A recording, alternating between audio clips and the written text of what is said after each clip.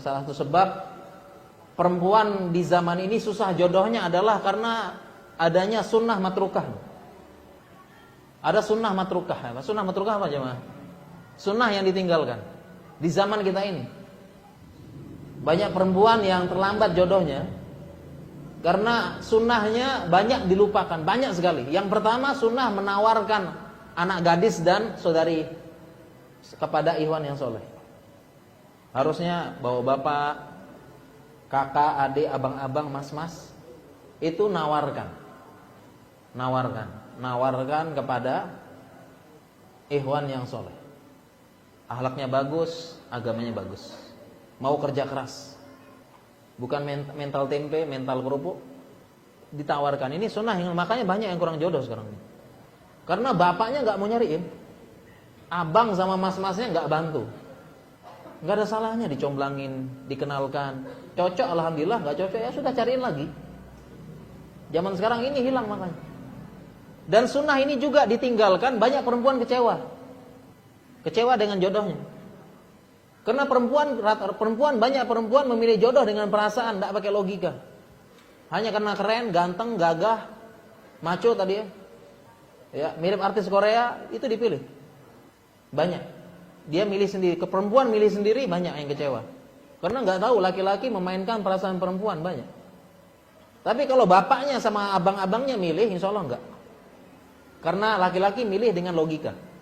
Itulah kenapa ada larangan la nikah illa waliyin, enggak boleh nikah perempuan tanpa wali. Karena walinya itu ngecek. Walinya yang mikir, laki-laki dia mikir jodoh dengan logika, perempuan perasaan. Makanya banyak perempuan kecewa, nangis, sedih, apa semua. Akhirnya terucap semua laki-laki brengsek.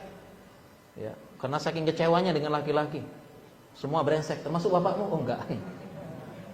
Karena perempuan ini sunnah yang ditinggalkan ini begini nih. Makanya kita itu cariin jodoh buat anak, abang, kalau keluarga kita dicarikan. Ditawarkan, gak ada salahnya.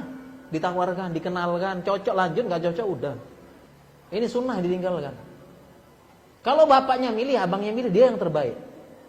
Dia pilih yang sesuai logika, yang dibutuhkan untuk kehidupan rumah tangga.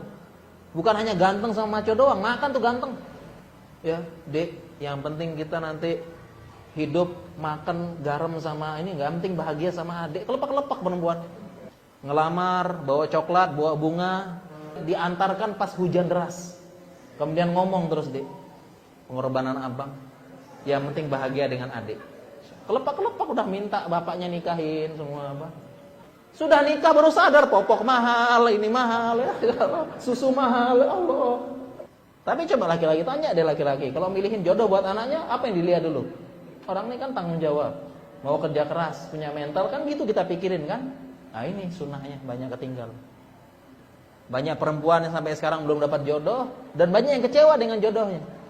Bahkan tidak jarang karena udah kelempak-kelempak perempuan itu bapaknya ngasih tahu, nak jangan sama itu. Enggak pak, saya mau sama itu, udah cinta mati gitu. Enggak banyak kayak gitu. Dan saya di keluarga saya ada seperti itu. Bapaknya ngomong sendiri, saya nggak pernah restui nikah sama dia karena saya tahu dia pemabok. Tapi akhirnya dia nikah lari KDRT, balik lagi sama bapaknya kurang lebih. Kan gitu. Karena sudah tadi kelepak-kelepak duluan tadi. Bahaya perempuan kelepak-kelepak udah. Sunnah yang ditinggalkan ini. Harusnya nggak ada harusnya. Sunnah yang selanjutnya lagi yang dilupakan. Ini sebab ya perempuan hilangnya. Sunnah yang dilupakan oleh mensegerakan nikah. Sunnah juga. Iza ja'akum man tardawna dinuhu wa khuluquhu fazawwijuh. Wa illa takun fitnatun fil ardi wa fasadun arid. Kan gitu hadisnya. Kalau sudah ada laki-laki yang engkau ridhoi, engkau lihat agamanya bagus, sering ngaji, sering ke pengajian, nuntut ilmu, khuluquhu, akhlaknya bagus. Nah ini poinnya, agama dan akhlak. Ya, makanya jangan cari jodoh di sosmed doang. Itu semuanya soleh semuanya itu. Enggak ketahuan akhlaknya, masya Allah. Kenapa kamu pilih dia? Iya, statusnya agama semuanya bagus-bagus, padahal kopas. Dicek dinahu wa khuluquhu, akhlaknya. Akhlak kita tahu dari mana? Keseharian. Bukan cuma postingan di akun sosmed doang. Dan banyak yang kecewa karena ini. Kenalan di mana? Ta'aruf lewat ini, sosmed. Kok dari mana kamu tahu soleh dia? Oh iya postingannya Masya Allah Ustaz. Padahal kan pencitraan semua kan. Segera nikahkan. Segera nikahkan. Karena lanjutan hadisnya illah kalau enggak takun fitnatun fil ard, akan terjadi fitnah di muka bumi wa fasadun arid, dan kerusakan yang meluas. Enggak main-main ini. Ya, dan kita sudah lihat sekarang ya, kalau memang sudah kenapa enggak? Kita lihat sekarang alhamdulillah sudah ada yang 17, 18. Kalau kenapa nikahin? Enggak mesti nunggu kuliah, enggak mesti nunggu apa, udah. Ya ini sudah mulai sekarang alhamdulillah ya. Beberapa ustadz itu ada yang saya tahu 17 tahun nikahin anaknya.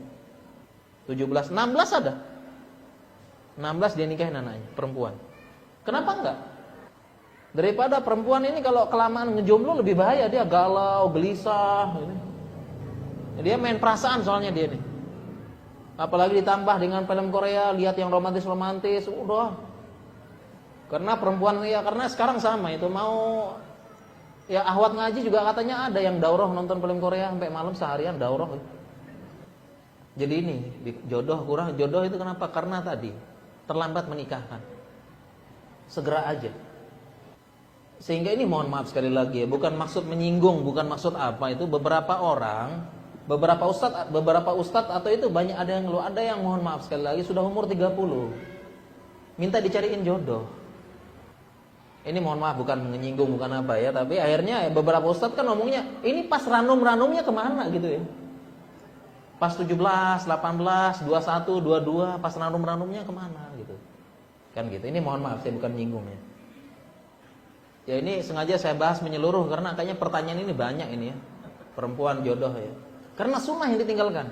Tadi apa pertama? Bapaknya sama abang-abangnya nyariin. Yang kedua, segera nikahkan. Jangan lama-lama. Yang ketiga satu lagi nih. Sunnah matrukah juga. Yaitu menawarkan diri.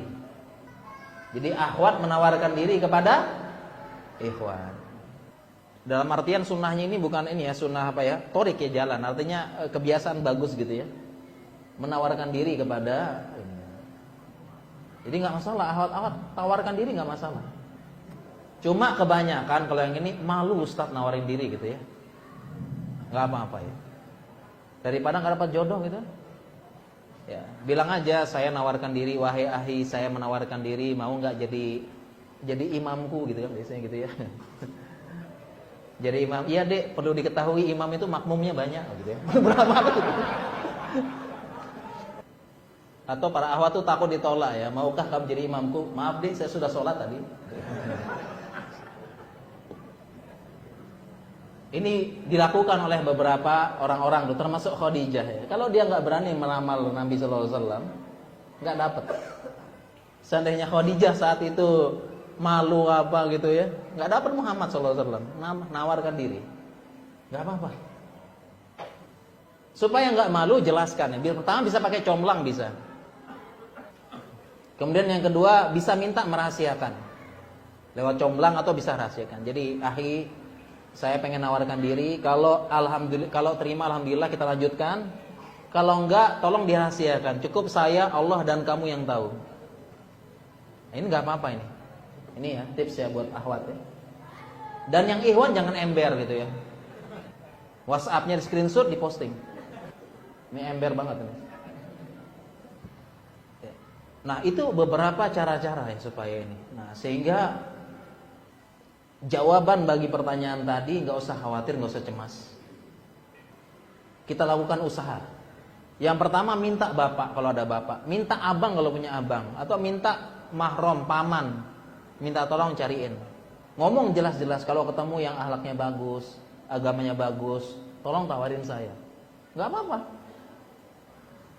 Yang kedua kalau memang ketahuan ada ikhwan ya, yang bagus tawarin diri nggak apa-apa. Dengan tadi minta dirahasiakan, nggak masalah.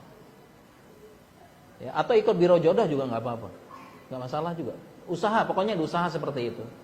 Dan segera nikah kalau sudah dapat.